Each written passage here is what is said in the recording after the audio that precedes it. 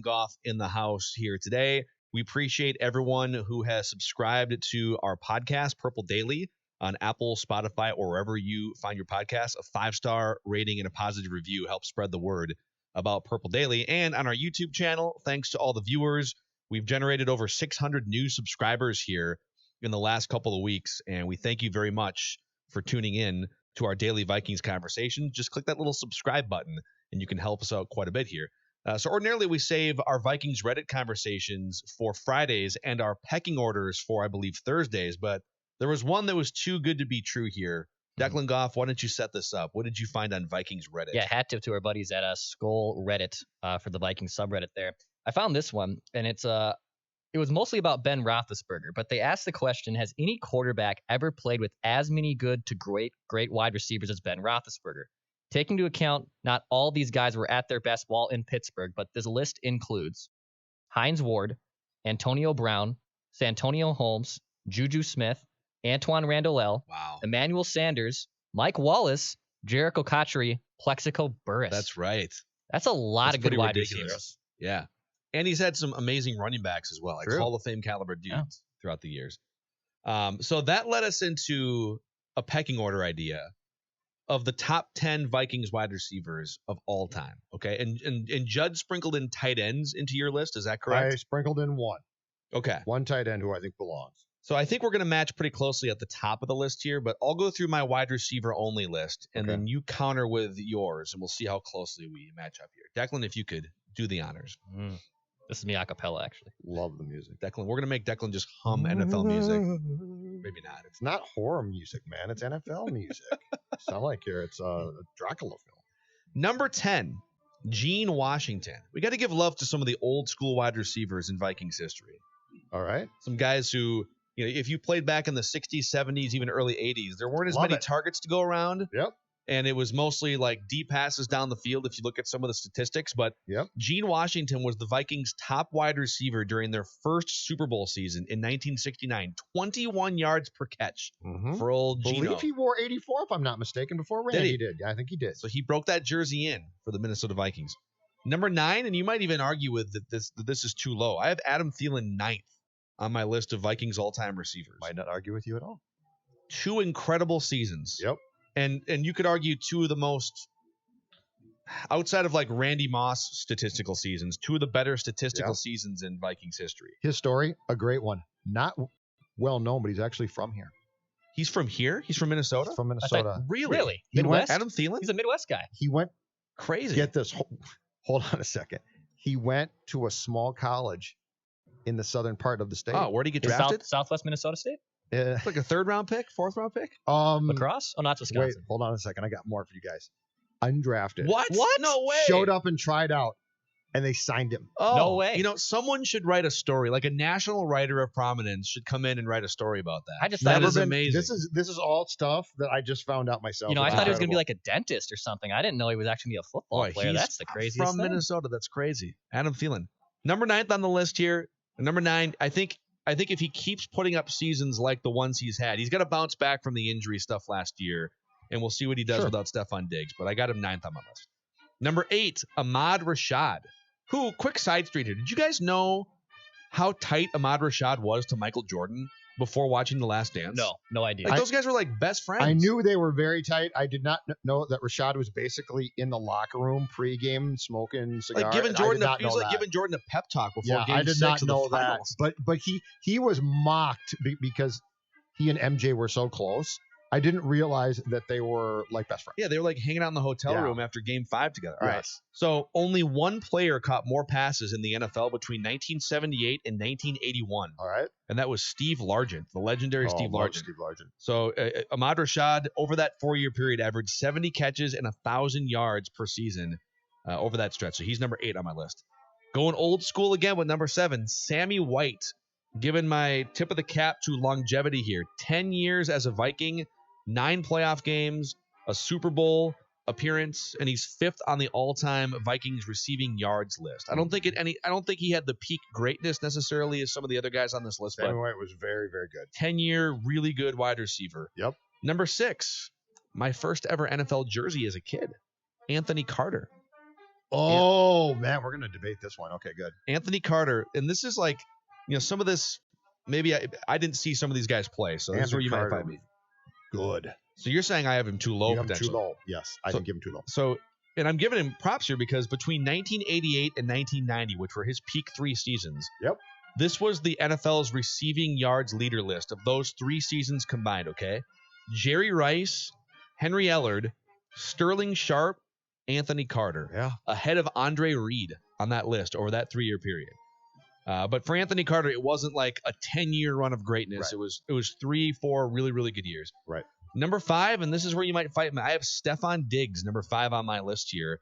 I don't think his statistics line up with how great he is, which is part of the reason why he's in Buffalo now.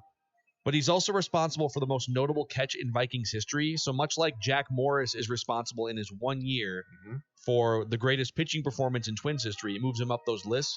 The Minneapolis Miracle moved Stephon Diggs up this list like 2 spots for me. Oh, interesting. Yeah, I would put Anthony Carter ahead of Stephon Diggs. That's fair. And I did. That's fair. But we'll get to that later. Okay. All right. This is where you might really fight me. And I'm going old school again here. Number 4, I'm going with the guy that over a 3-year period, including 2 Super Bowl seasons in the 70s, averaged 22 yards per catch for the Vikings. John Gilliam was the Vikings' go-to wide receiver during 2 Super Bowl run seasons. And so I'm giving you credit for being a key cog in a Super Bowl run, 2 of them, and for being one of the best deep threats in the NFL during that time period. John Gilliam in the early to mid 70s led the NFL in yards per catch with 22 in one of those seasons. Yeah, average right 22. now. So, yeah, okay. Some big seasons. Number 3, and before I say the name here, a 3-year period, okay? This was the list of receiving yard leaders over this 3-year period that I will tell you about. Herman Moore, Tim Brown, Michael Irvin, Chris Carter, and this guy were all ahead of Jerry Rice. Between 1994 and 1997, Jake Reed was 5th in the NFL in receiving yards, ahead of Jerry Bleeping Rice. And there might have been an injury in there somewhere. I can't remember.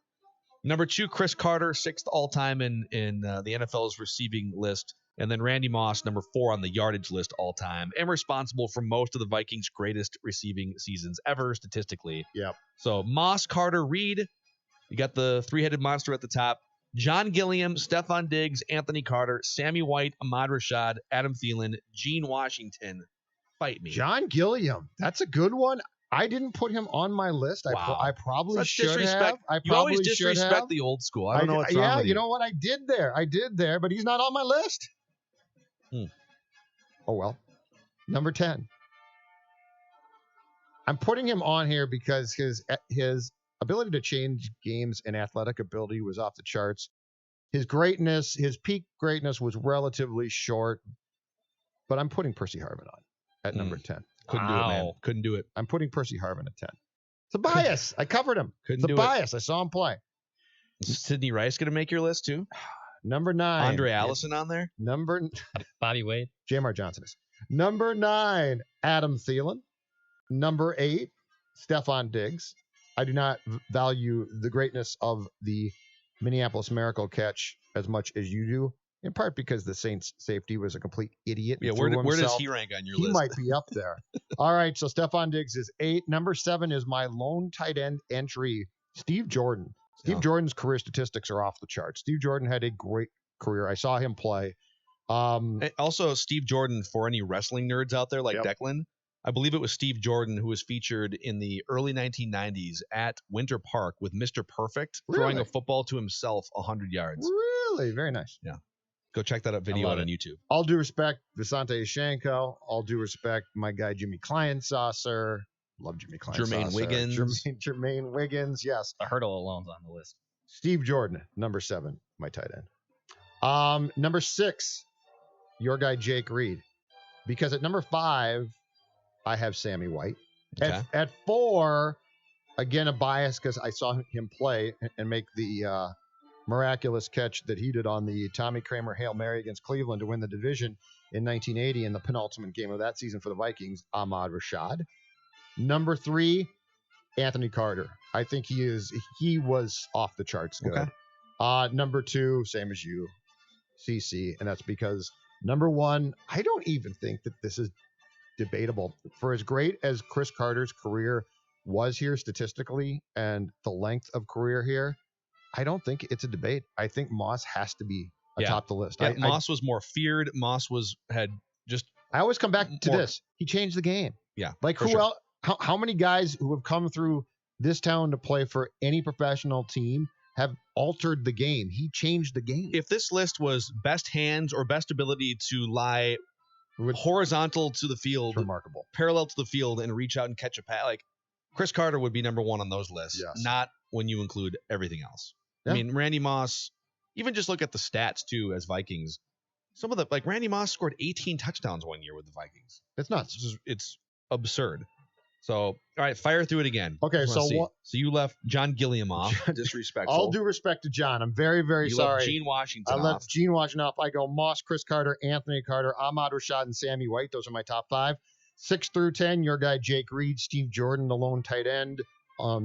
Combined on both our lists, I picked Jordan at number 7, Stephon Diggs at 8, Adam Thielen at 9, Percy Harvin at 10, Gene Washington, John Gilliam. I'm very, very sorry. No love for Jamar Johnson, huh? Jamar Johnson. Who did we work with who was infatuated with Jamar Johnson? Not me. Probably me. I don't know. There was somebody at training camp that just loved Jamar Johnson. Who was the guy? Oh my God, Adam Doctolero from the old KFN.com that's right. 2 years ago. But it was Jason Carter. Oh, it was Jason Carter okay. that he was obsessed with. Jamar Johnson, man. The Vikings had a run of receivers there in the early Brad Childress. Oh, Andre Allison was going to change the game. Yeah, punt returner. Do you remember when they traded for? I think they traded with Philadelphia. I'm correct. Because Hank Baskett. Brad liked Hank Baskett. Brad liked Hank. Hank Baskett was much more famous for Kendra Wilkinson. Way more famous. His girlfriend in the reality show. Hugh Hefner's Playgirl or whatever. So, all right. Those are your definitive or not so definitive greatest wide receivers in Vikings history rankings. Gilliam, I didn't see that coming. That's good. Proud of you. If you agree or disagree with us, throw a comment on our YouTube channel, youtube.com/SKORNorth, and we'll mix it up with you in the comment section. So thanks for hanging out with us here on Purple Daily. We'll